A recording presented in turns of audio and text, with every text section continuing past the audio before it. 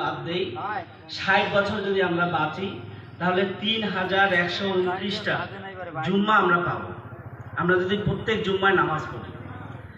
এই প্রত্যেক জুম্মায় নামাজ পড়ি আর খুতবা শুনি। এই যে হুজুর একটু আগে বয়ান করে চলে গেলেন যে এত ওয়াজ করি কিন্তু আমাদের পরিবর্তন হয় না।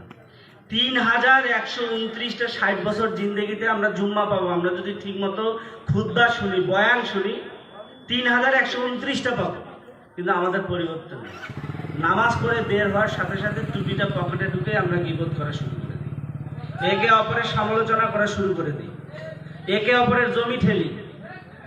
আমরা জমি লিখে দিচ্ছি মসজিদ মাদ্রাসার নামে, আবার দাবিও করতেছি ওই জমি আমার।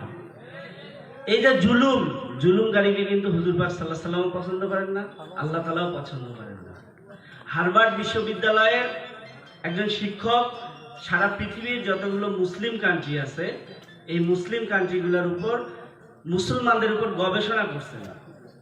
গবেষণায় উনি দেখছেন যে আমরা মুসলিম কান্ট্রির যে মুসলমানরা আছি কত পিছনে আছি। বাংলাদেশের মুসলমানরা নাকি আছে 51 নম্বর সিরিয়ালে, আমাদের পরে আছে সৌদি, তারপরে আছে পাকিস্তান, 1 নম্বরে আছে একটা ইহুদি রাষ্ট্র নিউজিল্যান্ড। সেখানে যে মুসলমানরা বসবাস করে এরা মোটামুটি ইসলামটাকে মানার চেষ্টা করে। আমরা সবাই ঠিক ঠিক করে চিল্লাচ্ছি হুজুরের বয়ান শুনে, কিন্তু আমি আমার জীবনে কতটুকু হুজুর পাক সাল্লাল্লাহু আলাইহি ওয়াসাল্লামের জীবনের আদর্শটাকে ফিট করছি, উঠতে বসতে চলতে ফিরতে খাইতে টয়লেটে যাইতে কতটুকু হুজুর পাক সাল্লাল্লাহু আলাইহি ওয়াসাল্লাম যে আমাদেরকে দেখাই দিয়ে গেছেন, আমরা কতটুকু সেই আদর্শটাকে আমাদের জীবনে ধারণ করছি, কতটুকু ইসলামটাকে মানতেছি। এর উদাহরণস্বরূপ উনি লিখতেন এইভাবে যে আমরা কতটুকু ইসলামটাকে মানি। দেখেন, আমাদের বাংলাদেশ থেকে বড় বড় ওষুধ কোম্পানিগুলো আছে না, যেমন স্কয়ার একটা কোম্পানি আছে, তো বড় বড় এই কোম্পানির ডিরেক্টরের কাছে চীনে কিন্তু 2 নাম্বার জিনিস বেশি তৈরি হয়, তাই না? তো ওইখানে গেছে ভেজাল ওষুধ তৈরি করার জন্য। বড় বড় কয়েকটা কোম্পানির ডিরেক্টররা চীনে গেছে, ওই চীনের যারা ওষুধ কারখানা আছে ওইখানকার কোম্পানির ডিরেক্টরদের সাথে মানে ড্রিল করার জন্য, ড্রিল ফাইনাল করবে। তো আলোচনা হয়ে গেছে যে অমুক অমুক ওষুধটা বাংলাদেশে বেশি চলে, ওই ওষুধটা আপনারা অল্প দামে আমাদেরকে তৈরি করে দিবেন, আর লেবেল লাগাবেন কানাডার জার্মানির, কারণ কানাডার জার্মানির ওষুধ সারা পৃথিবীতে অনেক দামি এবং ভালো। তো ড্রিল হয়ে গেছে, কত কোটি টাকার ডলারের ড্রিল হয়ে গেছে, লেখা চুক্তি সই হয়ে গেছে। এখন দুপুরবেলা লাঞ্চ টাইম, আমার বাড়িতে মেহমান আসলে তাকে তো আমি খাওয়ার আয়োজন করবো না, তো তারাও আয়োজন করছে। এখন আমার এই বাংলাদেশের ডিরেক্টররা বলতেছে যে তোমাদের সাথে ওই খাওয়াগুলো আমাদের জন্য চলবে না। কেন চলবে না? কারণ চীনে তো ওই যে কুকুরের মাংস, তারপরে সাপের মাংস, শুকুরের মাংস, এগুলাই ওরা বেশি খায়। এখন ওনারা আমাদের বাংলাদেশের, ওনারা মুসলমান, এগুলো কি আমাদের খাওয়া যাবে? আমাদের জন্য তো হারাম এগুলো। তো ওনারা বলতেছে যে এই খাওয়াটা আমাদের জন্য চলবে না, এটা আমাদের জন্য হারাম। এখন চীনের ডিরেক্টররা বলতেছে যে ভাই, আপনারা এই যে ভেজাল ওষুধ তৈরি করতে আসছেন অল্প টাকা দিয়ে, এগুলো তো বাংলাদেশে গিয়ে আপনারা বেশি দামে বিক্রি করবেন, তাহলে এই টাকাটা আপনাদের জন্য হালাল আর এই খাওয়াটা আপনাদের জন্য হারাম। কি বোঝা গেছে আমার কথাটা? আমি ওইখানে অল্প টাকা দিয়ে দামি ওষুধ বানাচ্ছি, বাংলাদেশে এসে আমি বেশি দামে ওই ওষুধটা আমাদের কাছে বিক্রি হবে, ওই টাকাটা আমার জন্য হালাল। আর ওদের সাথে আমি ওইগুলা মাংস খাবো, ওই খাওয়াটা খাবো, ওইটা আমার জন্য হারাম। এই হলো আমাদের পার্থক্য। আমরা আজকে এই জায়গাটা থেকে সরে আসতে হবে। আমরা যে কথাগুলো শুনবো, যে আমরা বেশি বেশি ভালো কথা বলবো, বেশি বেশি ভালো কথা শুনবো, আলেম ওলামাদের সহবতে আমরা থাকবো। কারণ আলেম ওলামারা কি আমাদের পথ প্রদর্শক, তাদের সহবতে থাকবো। আমরা ঠিক ঠিক বলবো, আবার আমরা হালাল হারাম বাদ বিচার করবো না। আমার নিজের জায়গাটা আগে আমাকে পরিবর্তন হইতে হবে। আমি যদি পরিবর্তন হই, সমাজ এমনিতেই পরিবর্তন হয়ে যাবে। কি হবে কিনা বলেন? আজকে আমার বাচ্চা কাচ্চা কোথায় যাচ্ছে, কি করতেছে? মোবাইল ইন্টারনেটের যুগ। আমি পাঁচ ওয়াক্ত নামাজ পড়তেছি, আমি কোরআন হাদিস মোতাবেক চলার চেষ্টা করতেছি, আমার বাচ্চাটাতে কি করতেছে তার খোঁজ আমি রাখতেছি। যাই হোক, আমি আর কথা বাড়াবো না, আপনাদের কাছে শুধু একটা অনুরোধ জানাবো যে আজকে আমরা এই হাদিস, কোরআন এবং হাদিস মোতাবেক আমরা চলার চেষ্টা করবো, এটা আমাদেরকে আজকে নিয়োগ করতে হবে। কি সবাই নিয়ত করতেছি তো নাকি? তাহলে যুবক ভাইরা যারা আছেন, প্রথম শর্ত হচ্ছে এখানে আমার মা বোনেরা এই কথাগুলো শুনতেছে, মায়ের পায়ের নিচে সন্তানের বেহেশত। কি এটা কি আমার কথা? কিসের কথা? হাদিসের কথা। হুজুর পাক সাল্লাল্লাহু আলাইহি সাল্লাম 3টা মিম্বরে উঠলেন আর আমিন আমিন বললেন। জিবরাইল আলাইহিস সালাম ওহী নিয়ে আসছেন। সাহাবীরা জিজ্ঞেস করলেন যে হুজুর, এই যে মসজিদে মিম্বর আছে না, 3টা সিঁড়ি আছে না, যে আপনি প্রথম সিঁড়িতে উঠে আমিন বললেন, দ্বিতীয় সিঁড়িতে উঠে আমিন বললেন, তৃতীয় সিঁড়িতে উঠে আমিন বললেন, কি ব্যাপার? জিবরাইল আলাইহিস সালাম ওহী নিয়ে আসছেন, ওখানে বলছেন 3টার মধ্যে একটা বলতেছি আমি, যে তার বৃদ্ধ পিতা মাতাকে পাইলো কিন্তু তার জীবনের গুনাহ মাফ করতে পারলো না, জিবরাইল আলাইহিস সালাম বলছে যে সেই ব্যক্তিটা ধ্বংস হোক। হুজুর পাক সাল্লাল্লাহু আলাইহি সাল্লাম তার সাথে মিলাই বলছে আমিন। তা যেই হুজুর পাক সাল্লাল্লাহু আলাইহি সাল্লামের কি সুপারিশ ছাড়া আমরা কেউ জান্নাতে যেতে পারবো না। তো সেই হুজুর পাক সাল্লাল্লাহু আলাইহি সাল্লাম যে তার উম্মতকে এত ভালোবাসে, প্রত্যেকটা নবী হাসরের মধ্যে ইয়া নফসি করবে, আর আমাদের নবী, আপনার নবী, আমার নবী বলবে ইয়া উম্মত ইয়া উম্মত। কতটা ভালোবাসে তার উম্মতকে।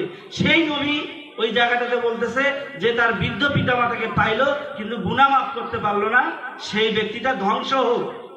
তাইলে আজকে থেকে আমরা যারা আমরা বাবা মার সাথে অসদাচরণ করি, এলাকার মুরব্বীদের সাথে অসদাচরণ করি, আজকে থেকে যুবক ভাইরা মনে মনে সংকল্প করেন, নিয়ত করেন, আমার অজান্তেও যেন আমি আমার বাবা মাকে কষ্ট না দেই। কারণ বাবা মাকে যদি আমার অজান্তেও কষ্ট দেই আর আমার বাবা মা যদি শব্দটাও করে, তাহলে ইহকালও শেষ, পরকালও শেষ। ওই যতই আমরা টাকা খরচ করে মক্কা মদিনায় যা হজ করি না কেন, হজ তো আমি আমার বাসায় প্রত্যেক দিন কবুলিয়াত হজের সওয়াব পাবো যদি আমার বাবা মার সাথে আমি সদ আচরণ করি, যদি আমার বাবা মাকে আমি ভালো আচরণ করি, যদি তাদের মন আমি অর্জন করতে পারি।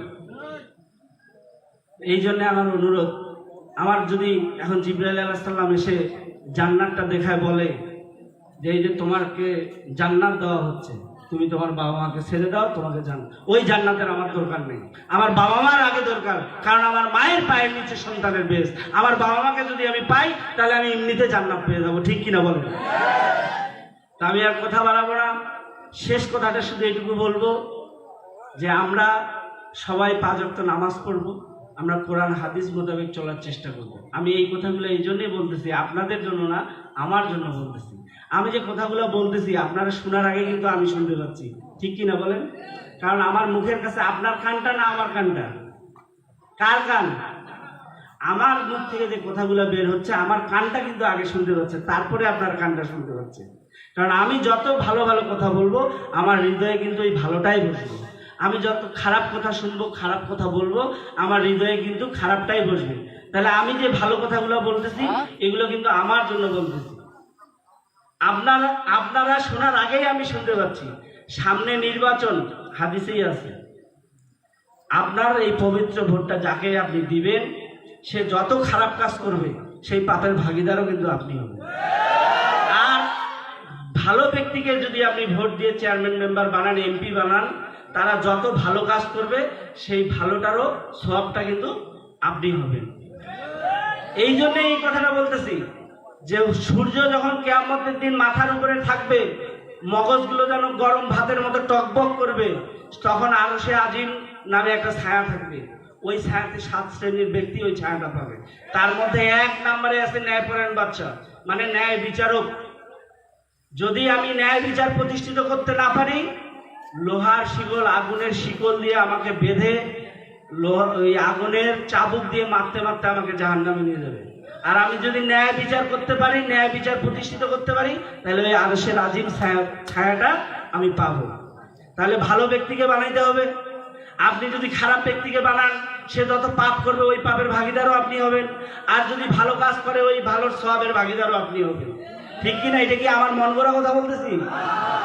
তা আপনারা সকলেই মাহফিল করেন। আমার আরেকটা মাহফিল চলতেছে গসপুরিতে, তারা বারবার ফোন দিচ্ছে, ওইখানেও আমাকে যেতে হবে। মাহফিল হবে সারা বাংলাদেশে, কোথাও মাহফিল হোক আর না হোক, এই 3 নং দেবগঞ্জ সদর ইউনিয়নে মাহফিল হবে এবং আগামীতে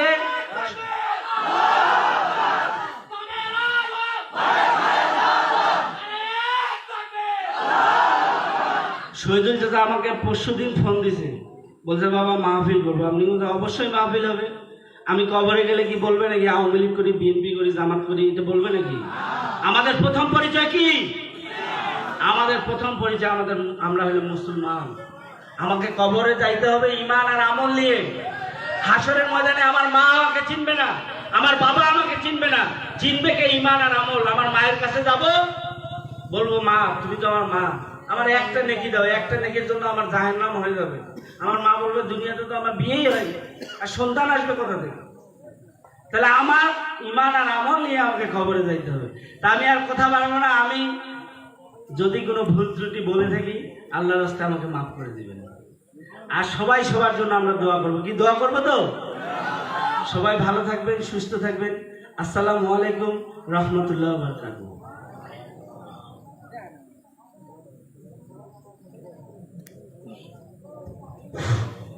অসংখ্য ধন্যবাদ।